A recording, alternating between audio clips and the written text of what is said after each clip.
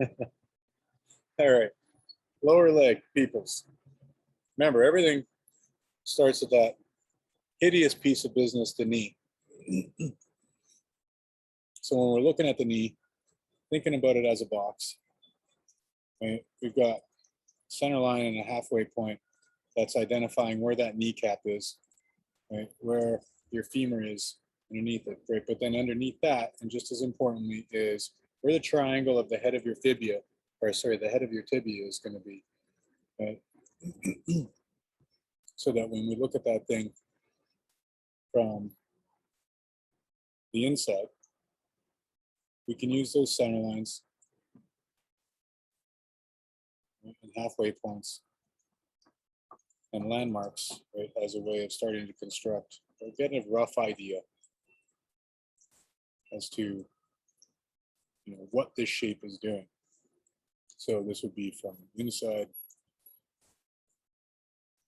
Look at that same thing from the outside. Why did I? Oh, that's right. We look at that same thing from the outside. The femur doesn't really change. Tibia doesn't really change. Although,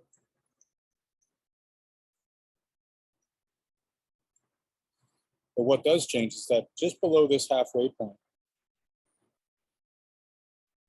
and at that halfway point, laterally, you'll have another little bump. And that little bump is the head of your fibula.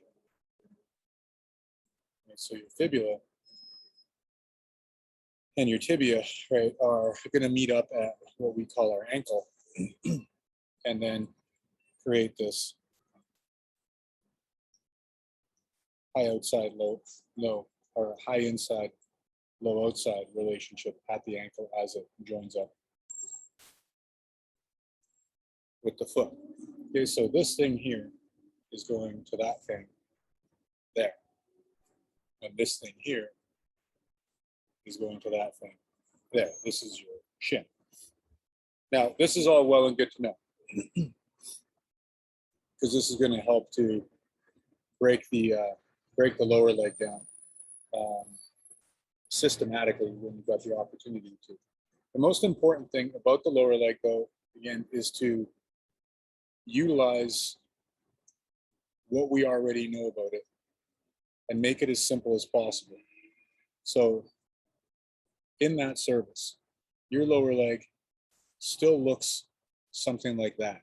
That's its basic structure from the front. Now your tibia itself has a bit of a curve to it. I've been simplifying it to just say use it as a straight line. That tibia actually has a bit of a curve as it comes down towards your inside ankle. The important thing about the inside ankle and the inside of the knee is that those things, though, line up directly in line with each other for the most part. And so does the inside of your foot. Okay, so there is no interior movement from here all the way down to here, even though there is this curving. So we can make this a little bit softer as we go forward. Right? But if you're going to err on the side of caution, hit this straight, because that's going to express the stiffness of the shin a little bit more accurately, and get your joint to feel a little bit more accurate. Your tib or your fibula is going to be sitting right about here, and it's going to create a relatively subtle bulge that is useful to know, because most of the time you can't see it unless you've got a friend of mine who's got basically kind of like a nose growing out of the side of their lower leg. That's a really pronounced head of the fibula there. This thing comes down and goes there, like that. And this is where all that external shape of the foot comes out, and that's going to project a little bit more.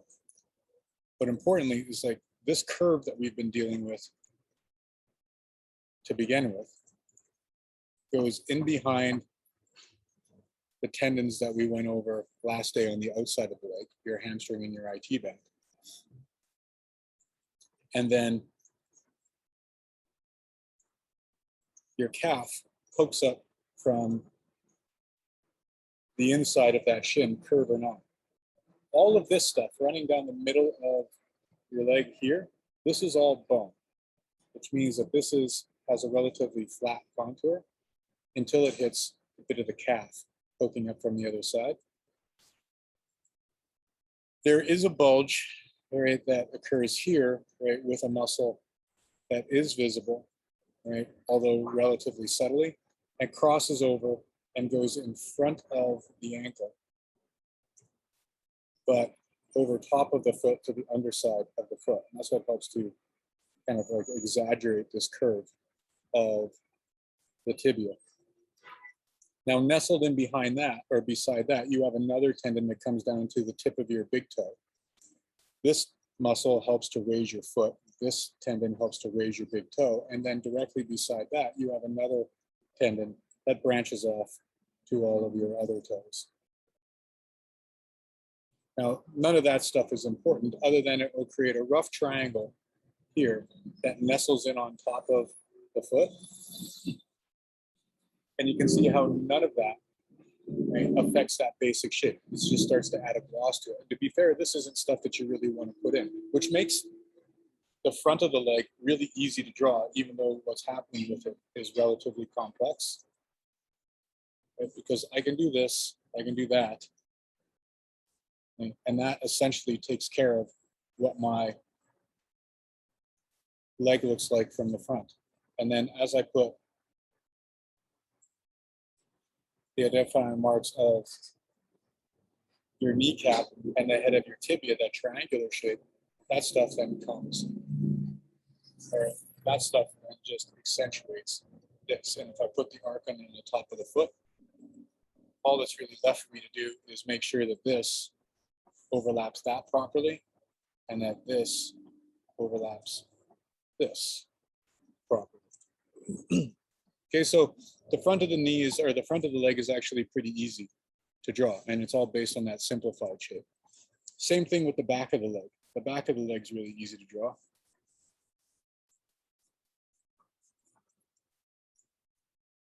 Right, and still using that basic shape. And now if we think about the knee from the back, your femur, right, again, looks something like this. And remember, your calves are coming up and grabbing onto the back of either one of those balls of the femur, right? So those are coming up and grabbing on there, although they're going in behind, right, tendons that are attaching to the front of your tibia.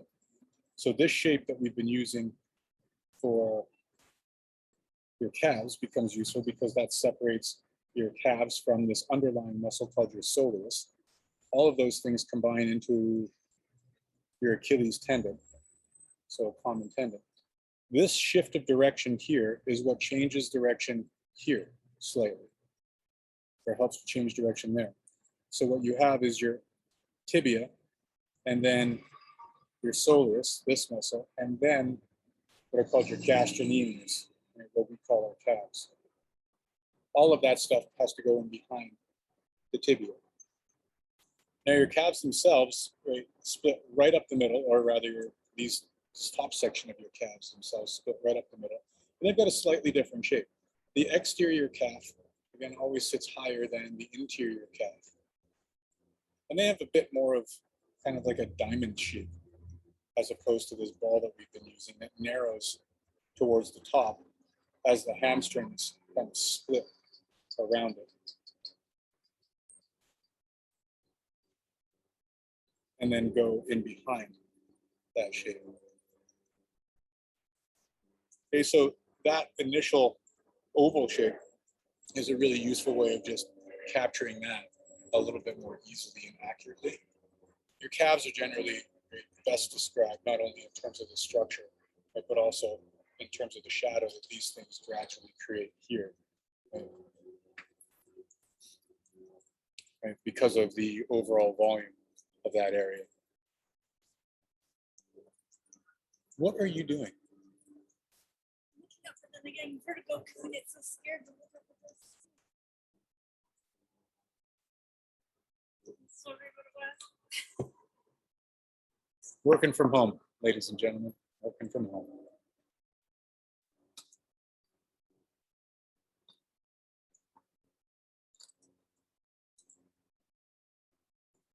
That's Bridget, everybody. Just standing there, making my life more difficult. Yeah. This is her just like pointing at the sky. No fucking reason. Nothing's going on. She's just pointing at a jet stream. It's like, look, amazing, jet stream. Like a fucking goldfish in a bowl. Anyway, moving on. So this, really easy. This, slightly more complicated. This, right, just exaggerating those two things, which means that this is generally in shade until we get down to about here. Now, when we look at the inside of the leg, bye, Bridget.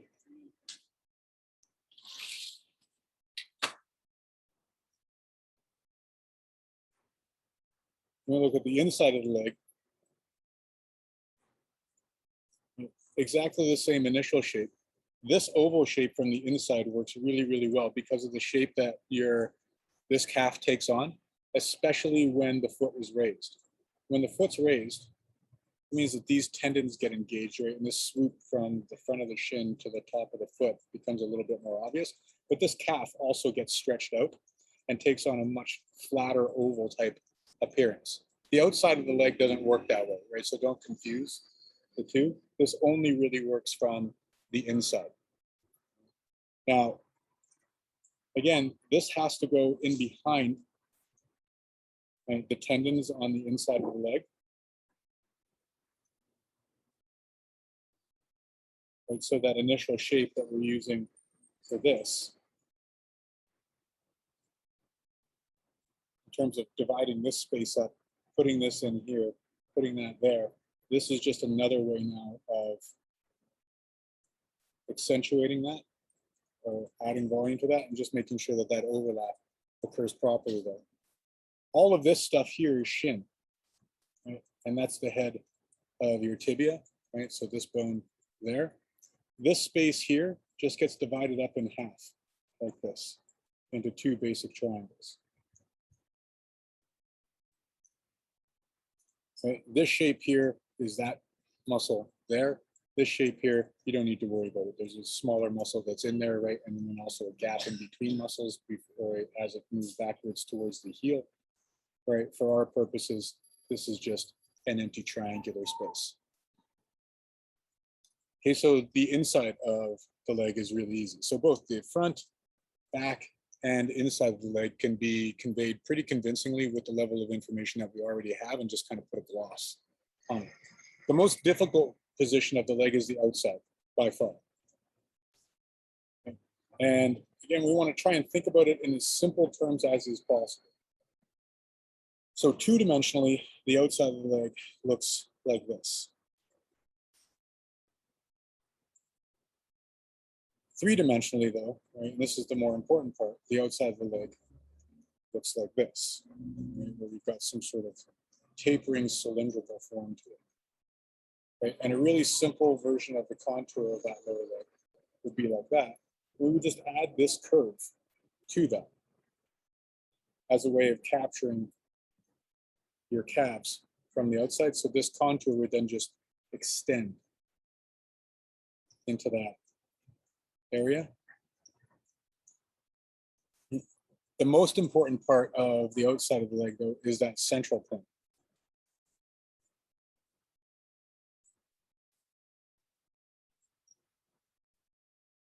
So let's say that my knee is chucked up on top of here, and the central portion of that knee is there. Your kneecap is there. Head of your tibia is there. You're still going to be able to see all of that stuff. If you track, all of your hamstrings, again, have to attach here, which means that your calves are going up in behind that point. My T-band is coming down like that. So none of that stuff changes. Femur is still there.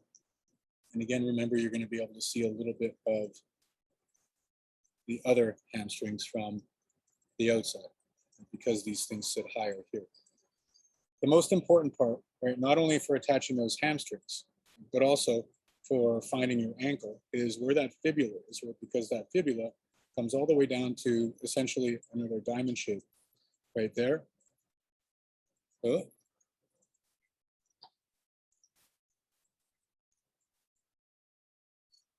on top of that really simplified foot shape. Okay, so if you find this, you find this. If you find this, you find that.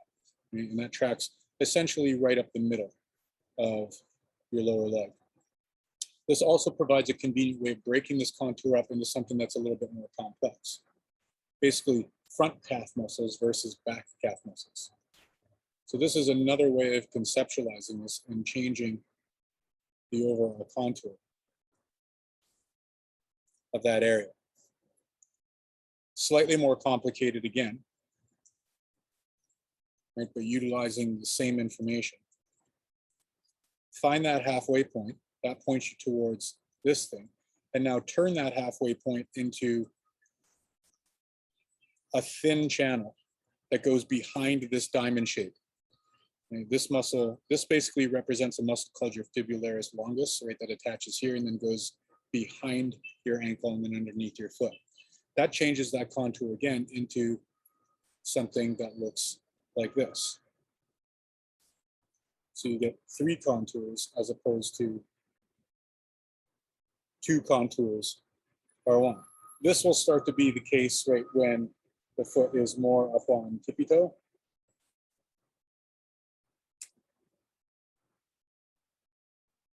And so as soon as you get into that position, these muscles all flex, right? And as a result, become a lot more apparent. Now, the most complicated version of this, right, and you generally, these 3 rather, are going to be the things that you see most from the outside. Every once and again, you're going to see a version of this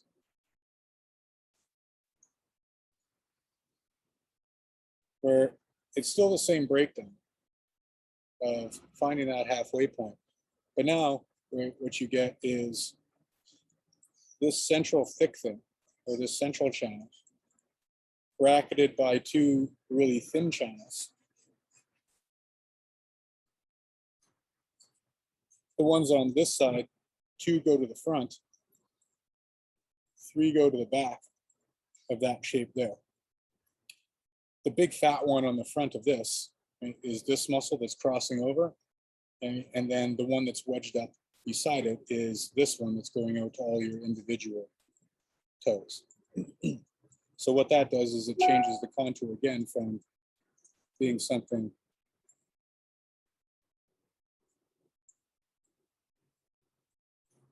simplified to something that's still simplified in the service of trying to capture everything that's going on in there, because this isn't exactly what's happening. It's just a user-friendly way of breaking the space up into thick muscle, thin muscle, medium muscle, thin muscle, thick muscle as you go across. Generally speaking, you don't need to worry about this, other than for the fact that this muscle here is what creates this irritating bulge on the top of the shin, right? Because this muscle has its belly there and then thins out into a tendon as it moves down and across to the front of the leg. So that, for all intents and purposes, becomes the shin as you come over here. And this muscle is actually doing something more like that as it starts to branch out into its individual tendons on the foot. Oop, start out again.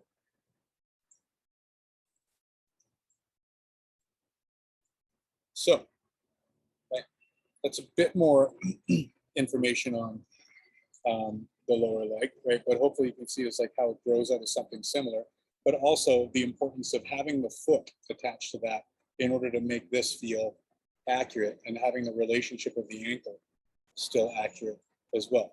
Your lower leg is only going to feel as accurate as your foot feels, and your foot is only going to feel as accurate as your lower leg feels. Okay, so you can't really deal with one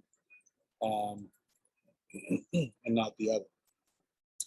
So this is a decent page for you to screenshot. And Ben, if you could, we're going to do a couple of poses, both 5-minute poses, but one from the front with one leg facing the camera and the other leg open to the side. And then we'll do the exact same thing from the reverse. Okay.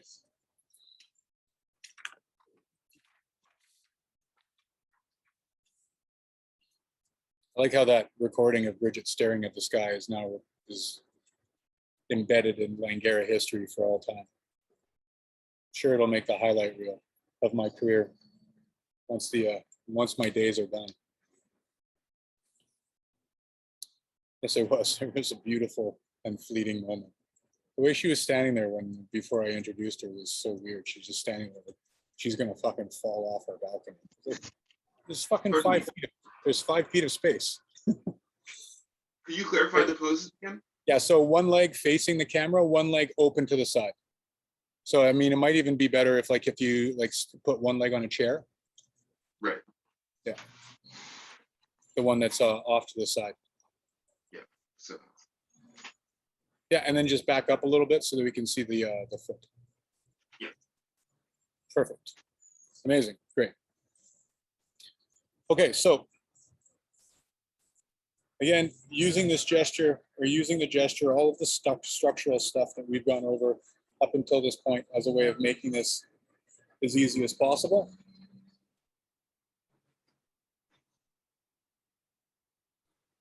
And so as simple as this is, right, everything is based on this.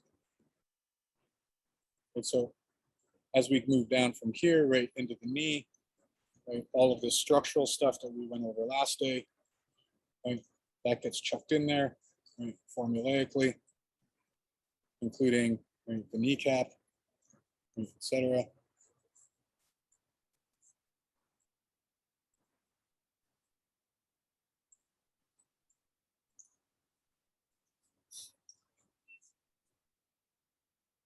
And again, if this feels, overwhelming, right, in terms of the information that's there, this takes time to get a handle on, right? And I wouldn't stress out about it. It's just a matter of just repetition to get better at it. Okay, so for here, your calves are now coming up and grabbing onto the back of that ball.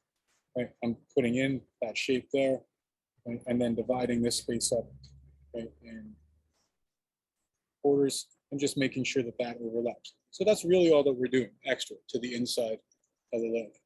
From the outside or from the lower section of the leg, again, finding the kneecap, finding this tibia, putting a bit of a curve onto that so that it nestles into the top of that foot shape, making sure that these tendons come in front of, right, the calves, right, because these muscles have to go in behind that ankle. Right? This overlap occurs here like that, just like this occurs like that. This goes in front of your sartorius and your tendons, your sartorius and your tendons go in front of your tibia, right? And the basic shape of my calf sorts the rest of that out. And then I can add in the gloss of those things there. Okay, so in a way, it's like once I start drawing this stuff, I'm not really drawing bend. Right? What I'm drawing is, a version of a leg that's in that position. And now I can make it a little bit more particular. Right? Like I can change the proportions. I can change the overall shape of things. But what doesn't change is how those shapes interact with each other. Right? Because regardless of our proportions and idiosyncrasies physiologically, all of those things still attach and originate the same way. What those varying attachments and origin points really look like is a different matter, right? But that formulaic relationship never changes.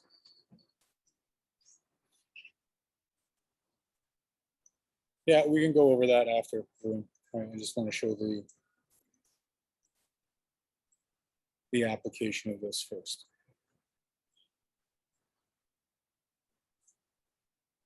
Okay, so this is only really going to help, right, in instances where, well, this is only going to, it's not going to not only help. This is only going to be able to be, easily and formulaically applied when you're dealing with something that, takes on these conveniently oriented positions. But what it does also help in is familiarizing yourself with what you're looking for, so that when it comes time to actually put in or try to interpret this in more complicated positions, right, you've got an idea of what those things look like. Let's do the same pose from the reverse now, please, Ben. Yes, one moment.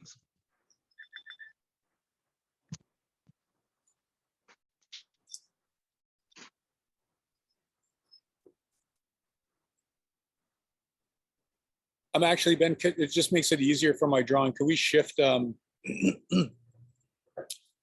chair to the other side and use the other leg? That way I can just put them both on the same page. It just works out space-wise that way. Yeah, perfect. Thank you.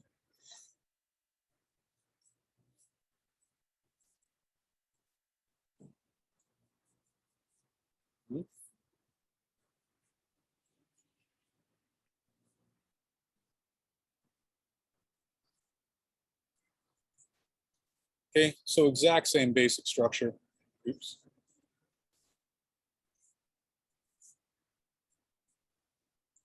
Again, building out through the formula of these shapes.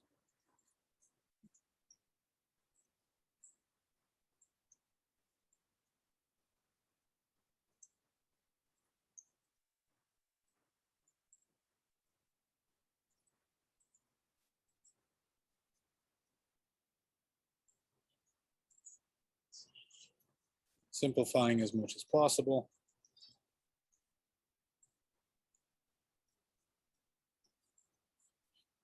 And now with the outside version of the leg. Again, trying to use contour to my benefit, right? So a really simple version of this just might be doing that and accentuating that by maybe putting in that halfway point to break that space up.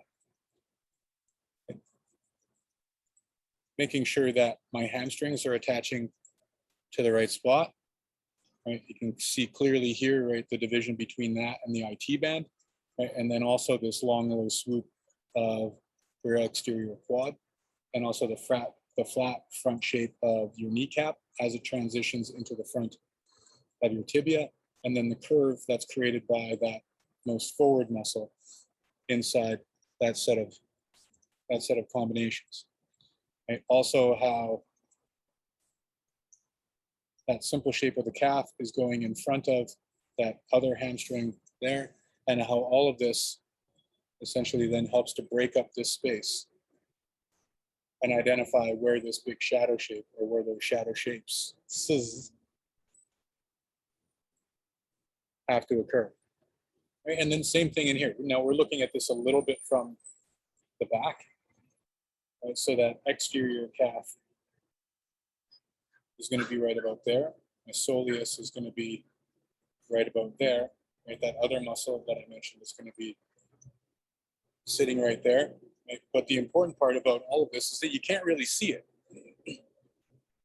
So that's a useful way of breaking that stuff up.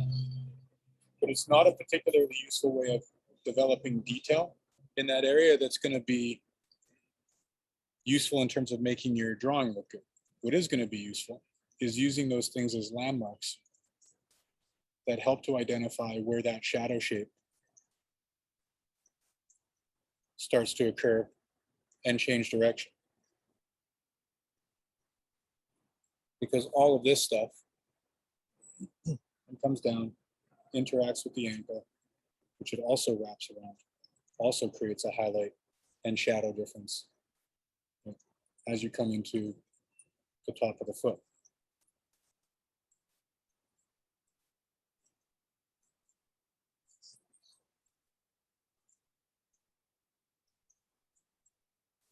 Okay, so again, just like every other area that we've done so far in greater detail, these aren't meant to be treated as details necessarily. They're meant to be more specific structural shapes that we can then build on top of.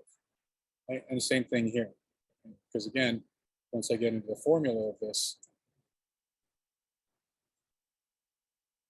it becomes pretty straightforward to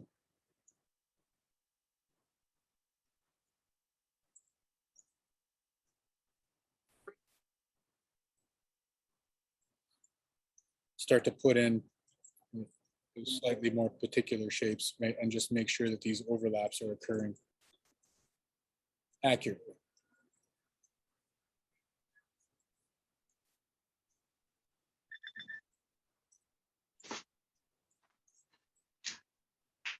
Great, thank you, Ben. Okay, Varun, what did you have in mind for a foreshortened pose? Because there's lots of different ways of talking about foreshortening. Just the poses like in front of the camera, that like towards the camera. Coming towards the camera? Yeah, like I don't really a weird angle. Sort of thing. That makes sense. The knee forward towards the camera? Yeah. So like with the bottom of the with the bottom of the foot coming towards the camera, or the foot coming towards the camera as well, or the foot going backwards? The foot going backwards and the knee coming forward. Okay, so Ben, would you mind taking on kind of like a crouching pose, right, with one knee going backwards, or even seated with like one knee coming forward and your lower leg going backward?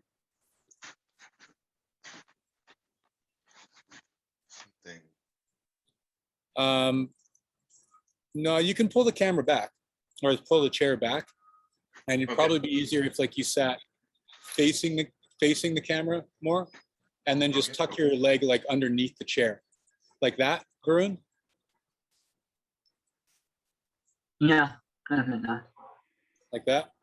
Okay. Well.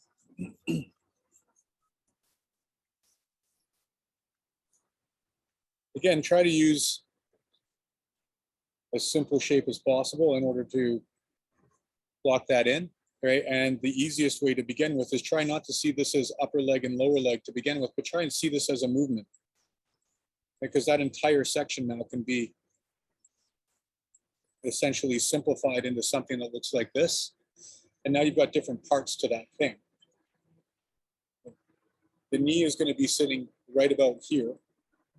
This overall shape of your quads is going to be breaking that space up like that into where your glutes are and then where your adductors are.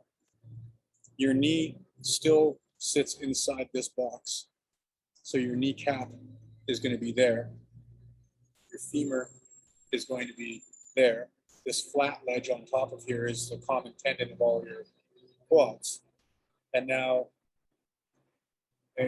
this quad is coming up like this in contact with that. This quad is coming up like this in contact with this. And now you've got this shape. We think about that lower leg as, say, just a triangular shape going back in space, two-dimensionally. It would look something like that. And so one way of thinking about the leg, right, in terms of foreshortening is just in terms of planes. There's that plane coming forward. There's this plane going backward. And then there's this shape coming down. So we think about that doing this and this doing that, and then this basically just coming straight down. Hopefully that makes it a little bit more apparent what I'm trying to do with this, because if we turn that into something that's three-dimensional, that becomes a bit more apparent. And that's the usefulness of this shape, is that it essentially allows me to do that simply. To do the exact same thing with a more complicated contour, cylindrical. So now that triangular shape of the tibia, this thing here, I know that that has to be coming in like that. And it also has to be nestling in on top of the shape of my foot, which is essentially just the top of my foot. And so that's a simple shape to deal with.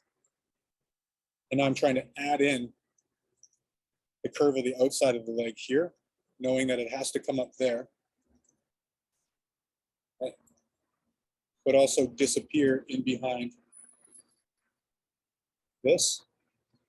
Likewise, I'll have this poking up on the other side. But now again, knowing that it has to go in behind that.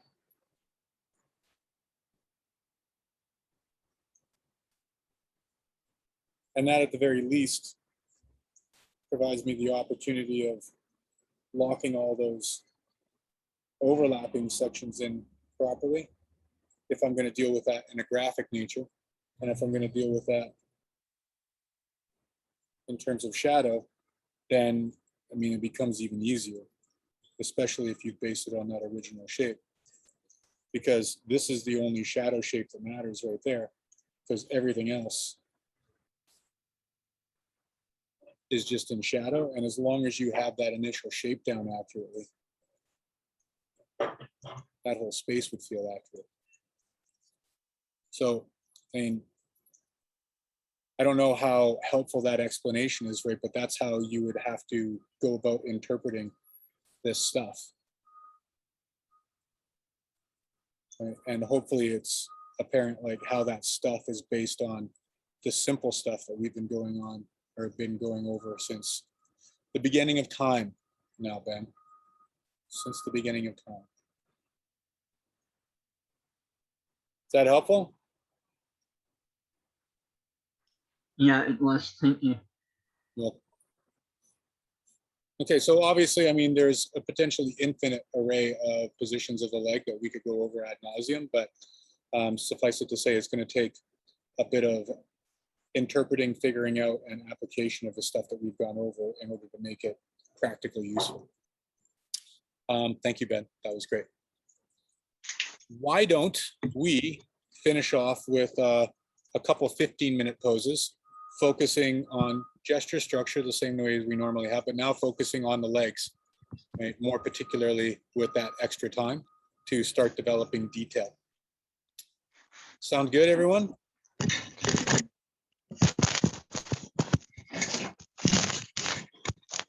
Great. Awesome. All right, gang. Ben, stage is yours. 15 minutes. Pretty please.